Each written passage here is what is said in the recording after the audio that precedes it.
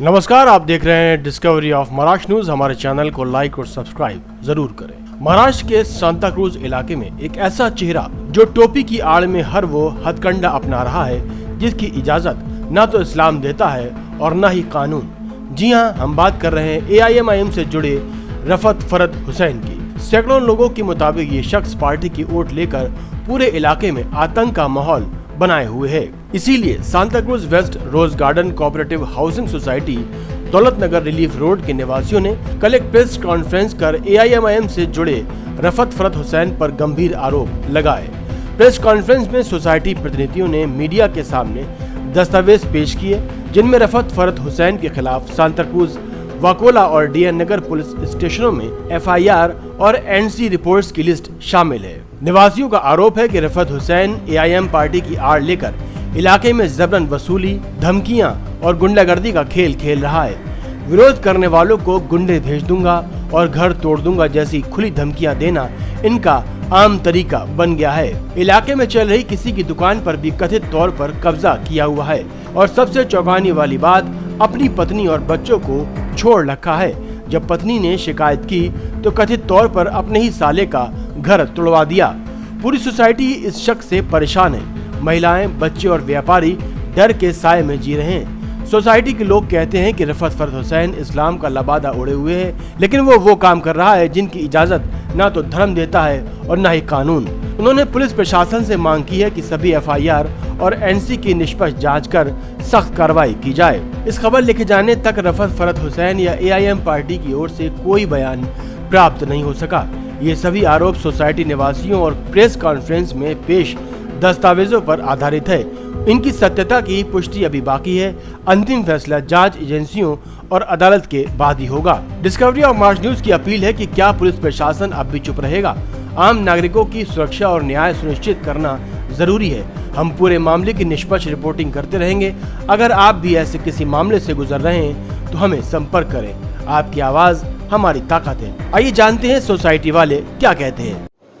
दौलत नगर में आज प्रेस कॉन्फ्रेंस रखा है, सोसाइटी आप यहाँ पे जमा है। यस, इस पे आप क्या कहना चाहिए? देखिए, असल में मसला ये है कि यहाँ के रहने वाले रफत हुसैन की वजह से हमें ये सब करना पड़ रहा है। पूरा एरिया दौलत नगर 3 नंबर हो या 1 नंबर हो या चूनापट्टी, सब उससे परेशान है। और इससे पहले भी हमने एक न्यूज़ निकाली थी, उसमें भी उसके बारे में हमने ये सब बताया था। और आज भी सोसाइटी के काफ़ी लोग जमा है। एक्चुअली शॉर्ट पीरियड में हमें जमा होना पड़ा तो ज़्यादा लोग तो नहीं आ पाए, लेकिन फिर भी काफ़ी लोग हैं यहाँ पर। क्या काम करते हैं ये? देखिए, रफत हुसैन RTI एक्टिविस्ट है। लगभग 30-35 साल से वो BMC में, SRA में कंप्लेन करना, लोगों से एक्सटॉर्शन डिमांड करना, ये उनका पेशा है।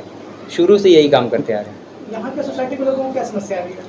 सोसाइटी के लोगों को सुकून से रहने नहीं दे रहे हैं। सोसाइटी के लोगों को, एरिया के लोगों के ऊपर भी कंप्लेन कर रहे हैं। SRA में, BMC में, पुलिस स्टेशन में।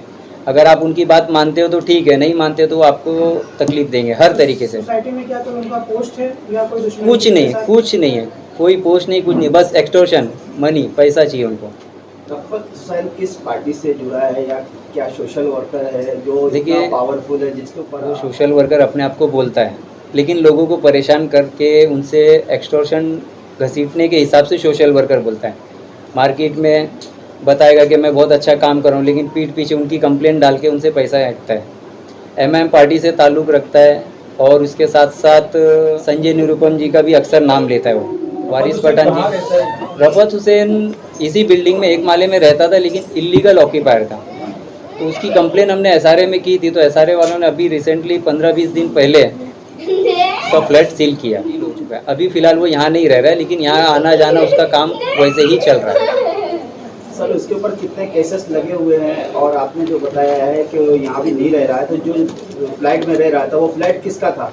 वो फ्लैट एक इरफान अंसारी करके बंदा था, उसके नाम पे फ्लैट था। और रफत हुसैन यहाँ पे आया था, पहले उसके फ्लैट में रेंट से रहता था। फिर कुछ दिन बाद उसने उनको कहा कि मैं आपका फ्लैट ख़रीद लेता हूँ। अब पता नहीं उसने ख़रीदा नहीं ख़रीदा, उसके पास कोई पेपर नहीं थे। और रही बात जो केस की बता रहे आप, तो लगभग उसके ऊपर 13 से 14 FIR है ये पेपर। और ये 18 NC पिछले 6 से 8 महीने में। एक्चुअली उसके ऊपर अगस्त के मंथ में चैप्टर केस लगा हुआ है, उसके बाद भी उसका क्राइम खत्म नहीं हो रहा है, लोगों को परेशान करना खत्म नहीं हो रहा है। आपका है कि उसके ऊपर 12 से 13 केस है, 13 से 14 Yes, केस yes. होने के बाद अगर चॉप्टर केस लगने के बाद तो किसके ऊपर इतना, किसका हाथ है जो इतना पावरफुल है जो उसके ऊपर कार्रवाइयाँ नहीं हो रही हैं? हर जगह तो संजय निरूपम जी और एमएम का नाम लेता है, एमएम पार्टी वारिस पठान जी, ओएसी साहब और इम्तियाज़ जलील साहब।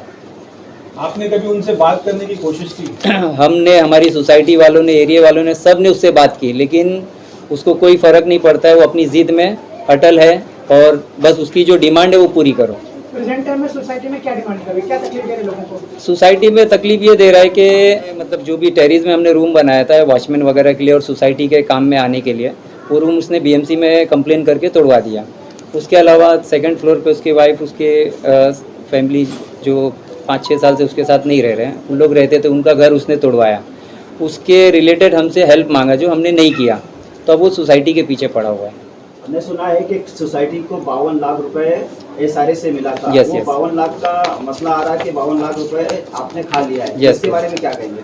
ठीक है, मैं उसकी भी डिटेल दे देता हूँ। एक्चुअली वो परेशान है इस चीज़ के कि 52 लाख है, क्योंकि इंसान की जैसी सोच होती है वो दूसरे के ऊपर वैसे ही करता है। देखिए, सबसे पहले मैं बताऊँगा, हमारी बिल्डिंग में 112 फ्लैट हैं। हर फ्लैट के पीछे 20,000 रुपया बिल्डर एसआरए में सबमिट करता है, जिसका अमाउंट होता है 22,40,000 रुपया। ठीक है, और वो जब बिल्डिंग हैंडओवर किया था उस टाइम पे उसने जमा किया था बिल्डर ने एसआरए में, उसका लगभग 20 साल 18 साल में इंटरेस्ट हो गया 28,50,000 रुपया। तो हमने 2021 में अप्लाई करके एसआरए से ये फंड विड्रॉ किया, जिसकी डिटेल पूरी सोसाइटी को दी गई है, वो भी मैं एविडेंस दिखाता हूँ आपको।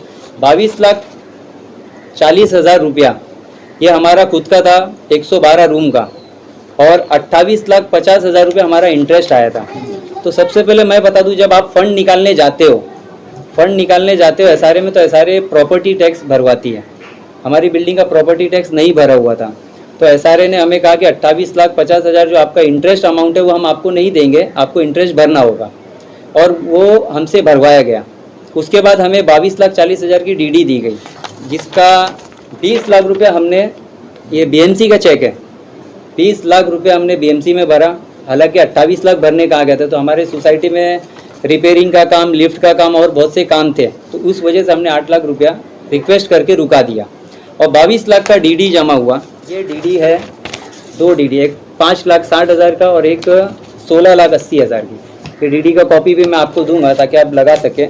और ये डिटेल, वो जो बोल रहा है कि मुझे पता नहीं और इन लोग खा के बैठ गए, तो ये गलत बोल रहा है।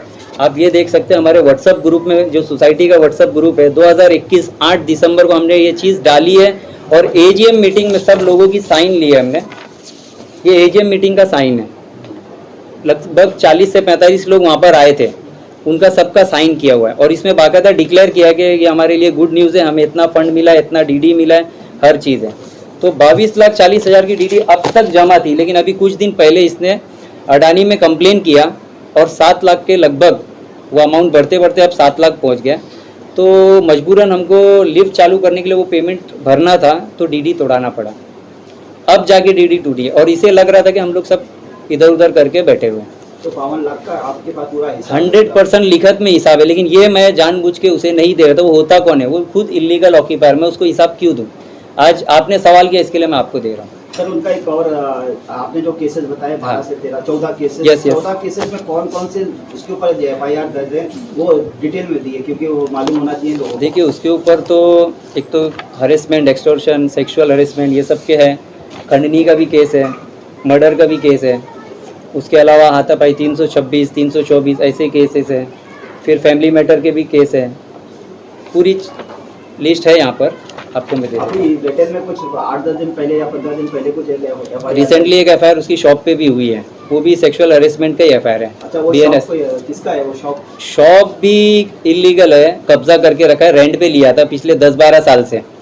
अभी उस शॉप के ओनर को भी हमने बुलाया था, लेकिन वो कहीं लेट हो गया, आ नहीं पाए। शॉप का भी डॉक्यूमेंट्स है मेरे पास। मतलब शॉप भी उनका नहीं है? शॉप भी उनका नहीं है, कब्जा करके रखा हुआ है। ये उसका रेंट एग्रीमेंट है, 2018 के बाद एग्रीमेंट ही नहीं बनाया उसने।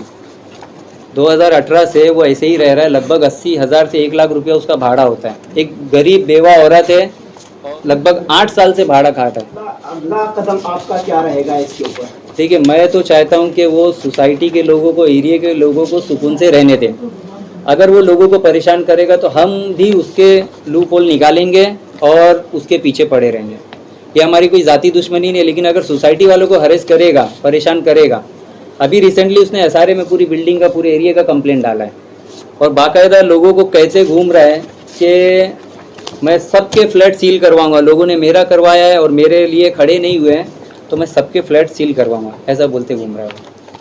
ये एसआरए में उसने कंप्लेंट डाला है और एरिया में वो अपनी वाहवाही और अपनी शान बता रहा है कि मैंने कंप्लेंट डाला हूँ और अभी सबके फ्लैट सील करवाऊंगा। हालांकि वो लोगों को परेशान करने के लिए लड़ रहा है और मैं लोगों के लिए लड़ रहा हूँ। उससे पहले मैंने इंतज़ाम कर लिया है। मैंने सरकार को, एसआरए को और हमारे सीएम साहब को, सबको लेटर डाला है कि सर यहाँ पर लगभग 26 से 28 बिल्डिंग एसआरए प्रोजेक्ट में है जो पिछले 20-22 साल से, और लगभग 4000 फ्लैट हैं जिसमें से 60 to 70% सेल परचेस हुआ है। तो ऐसा तो है नहीं कि 60 to 70% फ्लैट सील हो जाएंगे। हम सरकार से रिक्वेस्ट कर रहे हैं कि हमारे लिए अभय योजना निकाले, जो कि पिछले 2 साल पहले भी आई थी। तो सरकार से रिक्वेस्ट करना चाह रहे इस लेटर के और आपके चैनल के माध्यम से कि सरकार अभय योजना वापस लाइव करें, ताकि हम लोगों के जो भी सेल परचेस ट्रांसफ़र का है वो प्रॉब्लम सॉल्व कर सकें। क्योंकि अभी अगर स्टैम्प ड्यूटी वगैरह सब में जाते तो 6 से 7 लाख का खर्चा है। अभय योजना आती तो हमें लाख या 50,000 रुपया भरना होगा और सब लोग लीगल हो जाएंगे। तो हम कानून से बाहर नहीं है, लेकिन सरकार से रिक्वेस्ट कर रहे हैं कि अभय योजना वापस लाई जाए ताकि सब लोग लीगल हो जाएं।